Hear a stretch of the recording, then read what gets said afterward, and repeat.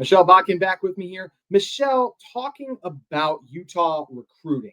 That is something that is still extremely important to this program. Yes, you can add some pieces through the transfer portal, but your identity, your culture is still going to be shaped by your ability to recruit and develop guys. Because as heavy as we've seen teams go in on the portal, you really can't bring in an entirely new 22 and expect to bounce back right away. And Utah is going to be a team that returns a lot of experience, so that's good. And we hope year in and year out, they return a lot of experience because their ability to develop. One thing that Utah has done very well is recruit their own state. And that is something that Utah, you look at what they've been able to do, they've done very well in the past. And they're trying to keep that up they just wrapped up a very successful junior day, as Steve Bartle had a great report on, which you can find at KSLSports.com. Utah hosted some of the top players in the class of 26 and 27. Those of you might be listening going, hey, what is junior day? Well, it's where Utah invites some of the top recruits to their campus to see the facilities, get to know the coaches even a little better, even though a lot of them had home visits before, and meet about the academic side of things. This is a great opportunity for Utah to grow their relationship with the top players in the state, continue to sell them on becoming football players at the University of Utah. And you look at the list of players, there's about 25 there. It's some of the top guys in and even a couple outside of the state. This seemed like it was a massive win for Utah, and it gets me excited that Utah is trying to continue to build and establish strong relationships with premier talent. I mean, the fact of the matter is how the game is played has changed a little bit, but the core of the game is still the same, and that is relationships matter. And that's at all level of sport, whatever sport you're into, you play, whether it's collegiate, professional, football, not football, you have to have good relationships. You can't have good winning teams if you don't have relationships based off of trust and respect and having kind of that core culture, as you mentioned. And it's going to be important for any team moving forward to have an identity, to have, their core values, to have that trust in those relationships in the room. Yes, some guys will come and go, but the biggest hope is you have that foundation that you can kind of bring in the rest and create what it is you need to create in order to be successful year in and year out. And that's what Utah's trying to do with this. And good on them for, getting started with some of these kids as they're juniors, starting to build those relationships, starting to build those contacts, finding out about mom and dad and how grades are going and how's football going. Like, all that stuff matters. And you'll see it a lot if you stick around in recruiting. And again, I don't do a whole lot with recruiting. I don't care. Like, I do care about recruiting, but I don't care about recruiting until they sign on the dotted line, because it's just too much to follow and keep up with. Some people love it. That's their jam, and that's cool. It's not my jam. But the one thing that you'll notice when you kind of read some of these commitments and stuff is that these kids always talk about the relationships that they build with whoever. And it's not just a Utah thing. It's wherever these kids commit to, right? So many of them go on to talk about, I built a great relationship with so-and-so. I liked the guys that were on the team, and that's why I chose to be here.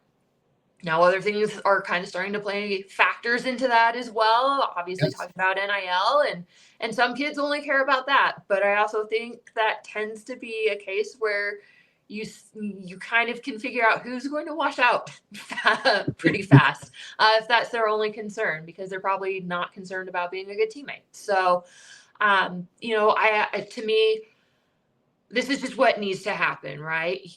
Again, the foundation needs to be set. And that's what Utah's trying to do. That's what the entire point of that weekend was, or this past weekend was to set that foundation, set that table, hopefully find the guys that will kind of stick with them through thick and thin so that they can, again, bring in whoever they need to from the transfer portal to just kind of shore things up moving forward.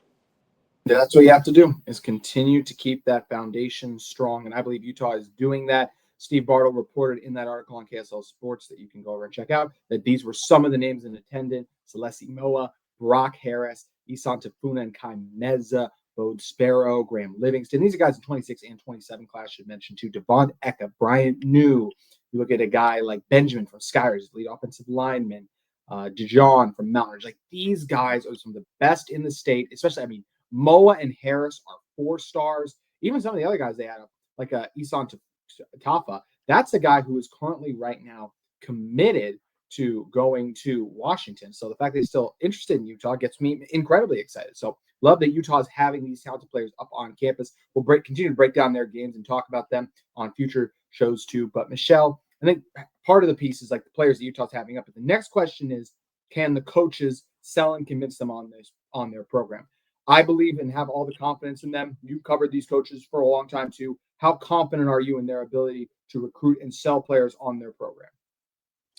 I think they have a winning message, and I think it's worked for them really pretty much from the time I started covering the team back in 2013, and it's only grown and improved. And yes, they've had, some setbacks again.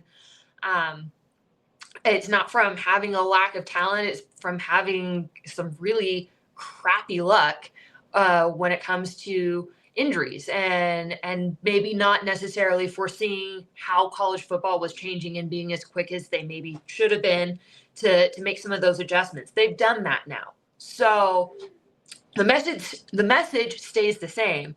And look, it's the same group of guys that have gone out and been recruiting forever. These guys know how to build relationships, and they know the value of relationships. They're good at it. And so I think, they will bring in the guys that they want to bring in. Winning obviously helps a little, not even a little. It helps a lot with some of that. But even so, kids, for the most part, will still go where they feel wanted and where they feel like they're valued. And I think Utah's really good at doing that, finding guys that are on the same page with them in that regard. And so, I mean, you even mentioned, they're going after guys that are currently committed. And, how many times over the last couple of years have we seen guys that looked like they were a lost cause and then they ended up being Utah's guys? And it's because they stick with the relationships. And even if they don't this go around, how many times have we seen guys decide to transfer and come back home? So it's the value of the relationship. And Utah's really, really good at that. They know that even if they don't get them this go around, there might be a time when the relationship gets revisited, and how you handle, the rejection on both ends is a big deal. And I think that's a good lesson to bring up, with a lot of these kids too, is make sure that you present yourself, you handle yourself in a way that like you don't burn bridges. Because with the transfer portal, you just never know. You never know. Cough, Nate Johnson coming back to Utah.